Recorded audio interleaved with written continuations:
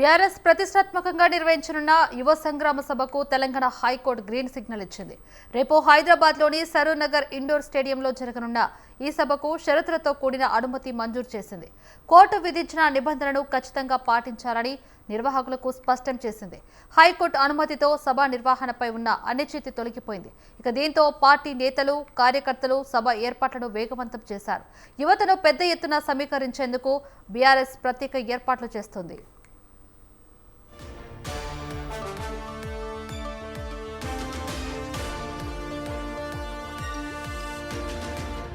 BRS ప్రతిష్టాత్మకంగా నిర్వహించనున్న యువ సంగ్రామ సభకు తెలంగాణ హైకోర్టు గ్రీన్ సిగ్నల్ ఇచ్చింది. రేపు హైదరాబాద్లోని సరూర్ నగర్ ఇండోర్ స్టేడియంలో జరగనున్న ఈ సభకు షరతులతో కూడిన అనుమతి మంజూరు చేసింది. కోర్టు విధించిన నిబంధనలను ఖచ్చితంగా పాటించాలని నిర్వాహకులకు స్పష్టం చేసింది. హైకోర్టు అనుమతితో సభ నిర్వహణపై ఉన్న అనిశ్చితి తొలగిపోయింది. దీంతో పార్టీ నేతలు, కార్యకర్తలు సభ ఏర్పాట్లను వేగవంతం చేశారు. యువతను పెద్ద ఎత్తున సమీకరించేందుకు బీఆర్ఎస్ ప్రత్యేక ఏర్పాట్లు చేస్తుంది.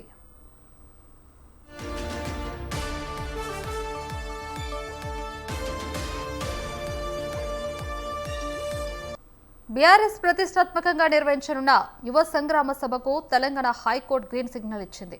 రేపు హైదరాబాద్లోని సరూర్ నగర్ ఇండోర్ స్టేడియంలో జరగనున్న ఈ సభకు షరతులతో కూడిన అనుమతి మంజూరు చేసింది.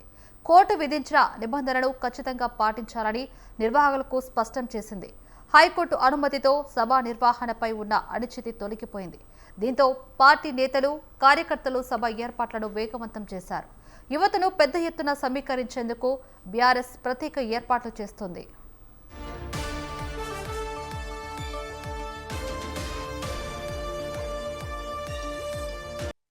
బీఆర్ఎస్ ప్రతిష్టాత్మకంగా నిర్వహించనున్న యువ సంగ్రామ సభకు తెలంగాణ హైకోర్టు గ్రీన్ సిగ్నల్ ఇచ్చింది. రేపు హైదరాబాద్లోని సరూర్ నగర్ ఇండోర్ స్టేడియంలో జరగనున్న ఈ సభకు షరతులతో కూడిన అనుమతి మంజూరు చేసింది. కోర్టు విధించిన నిబంధనలను ఖచ్చితంగా పాటించాలని నిర్వాహకులకు స్పష్టం చేసింది. హైకోర్టు అనుమతితో సభ నిర్వహణపై ఉన్న అనిశ్చితి తొలగిపోయింది. దీంతో పార్టీ నేతలు, కార్యకర్తలు సభ ఏర్పాట్లను వేగవంతం చేశారు. యువతను పెద్ద ఎత్తున సమీకరించేందుకు బీఆర్ఎస్ ప్రత్యేక ఏర్పాట్లు చేస్తుంది. ఇదే అంశానికి సంబంధించి మరిన్ని అప్డేట్స్ లైవ్ లో సవీన్ అందిస్తారు. సవీన్, చెప్పండి, రేపు సరూర్ నగర్ లో సంగ్రామ సభకు జరుగుతున్న ఏర్పాట్లు ఎలా ఉండబోతున్నాయి? అక్కడున్న పూర్తి డీటెయిల్స్ ఏంటి? సదస్సును నిర్వహించబోతోంది. దీనికి సంబంధించి బీఆర్ఎస్ వర్కింగ్ ప్రెసిడెంట్ కేటీఆర్ ముఖ్య అతిథిగా హాజరు కాబోతున్నారు. ప్రధానంగా నిరుద్యోగ యువత, అదేవిధంగా విద్యార్థులు ప్రధానంగా గత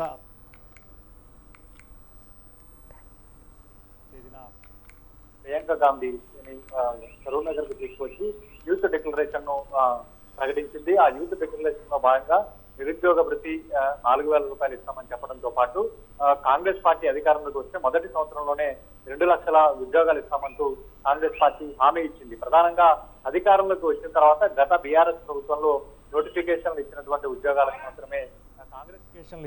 ఉద్యోగాలకు మాత్రమే కాంగ్రెస్ ప్రభుత్వం వాటిని క్లియర్ చేసింది. కానీ ఇప్పటివరకు కాంగ్రెస్ పార్టీ అధికారంలోకి వచ్చిన తర్వాత ఉద్యోగ ప్రకటనలు ఇవ్వలేదు. ప్రధానంగా ఇటీవల కాలంలో దాదాపు 15,000 పోలీస్ కానిస్టేబుల్ ఉద్యోగాలు ఖాళీగా ఉంటే కేవలం 5,000 ఉద్యోగాలకు మాత్రమే నోటిఫికేషన్లు ఇచ్చింది. ప్రధానంగా గత అసెంబ్లీ ఎన్నికల ముందు యూత్ డిక్లరేషన్లో భాగంగా సంవత్సరానికి 2 లక్షల ఉద్యోగాలు ఇస్తామని చెప్పారు. కాబట్టి వాటిని భర్తీ చేయాలి అనే డిమాండ్తో బీఆర్ఎస్ పార్టీ కాంగ్రెస్ పార్టీపై ఒత్తిడి తెస్తోంది. అందులో భాగంగా నిరుద్యోగ యువత, అదేవిధంగా విద్యార్థులు చేసే ఆందోళనకు బీఆర్ఎస్ పార్టీ మద్దతు తెలుపుతూ వస్తోంది.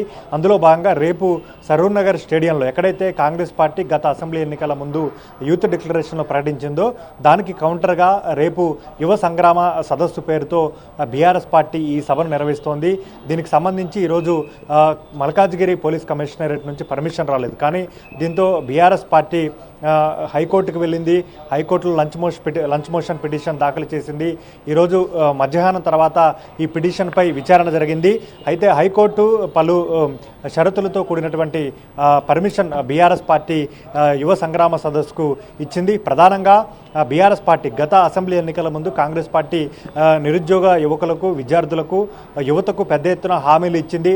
ఆ హామీల్లో భాగంగానే దాదాపు 50 లక్షల కుటుంబాలు కాంగ్రెస్ పార్టీకి అనుకూలంగా ఓట్లు వేశాయనేది ప్రధానంగా బీఆర్ఎస్ పార్టీ చేస్తున్న ఆరోపణగా మనకు కనిపిస్తోంది.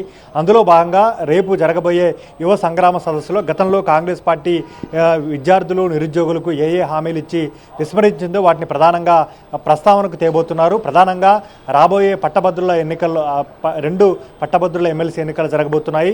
ఇటు హైదరాబాద్, రంగారెడ్డి, మహబూబ్నగర్, అటు ఖమ్మం, వరంగల్, నల్గొండ ఈ 2 పట్టభద్రుల ఎమ్మెల్సీ స్థానాలకు ఎన్నికలు జరగబోతున్నాయి. కాబట్టి ఈ ఎన్నికల్లో నిరుద్యోగ అంశం ప్రధాన అంశంగా నిలవబోతోంది. కాబట్టి ఇప్పుడు నిరుద్యోగులు అదేవిధంగా యువతకు విద్యార్థులకు మద్దతుగా పోరాటాలు చేయడం ద్వారా పట్టభద్రుల ఎమ్మెల్సీ ఎన్నికల్లో కూడా మైలేజీ వస్తుందని బీఆర్ఎస్ పార్టీ భావిస్తోంది.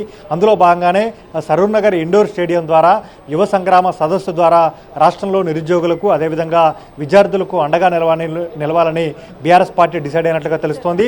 పలు షరతులతో కూడినటువంటి పర్మిషన్ అయితే బీఆర్ఎస్ పార్టీ యువ సంగ్రామ సదస్సుకు వచ్చింది. రేపు ఉదయం 11 గంటలకు బీఆర్ఎస్ పార్టీ యువ సంగ్రామ సదస్సు సరూర్ నగర్ స్టేడియంలో జరగబోతోంది. దీనికి సంబంధించి బీఆర్ఎస్ వర్కింగ్ ప్రెసిడెంట్ కేటీఆర్ నిరుద్యోగ యువకులు అదేవిధంగా యువత విద్యార్థులకు సందేశం ఇవ్వబోతున్నారు. ప్రధానంగా కాంగ్రెస్ పార్టీ యూత్ డిక్లరేషన్ను ఎండగట్టడంతో పాటు బీఆర్ఎస్ పార్టీకి అవకాశం ఇస్తే బీఆర్ఎస్ పార్టీకి అధికారంలోకి వస్తే ఏం చేస్తామనే దానిపైన కూడా కేటీఆర్ యువ సంగ్రామ సదస్సులో చెప్పబోతున్నారు.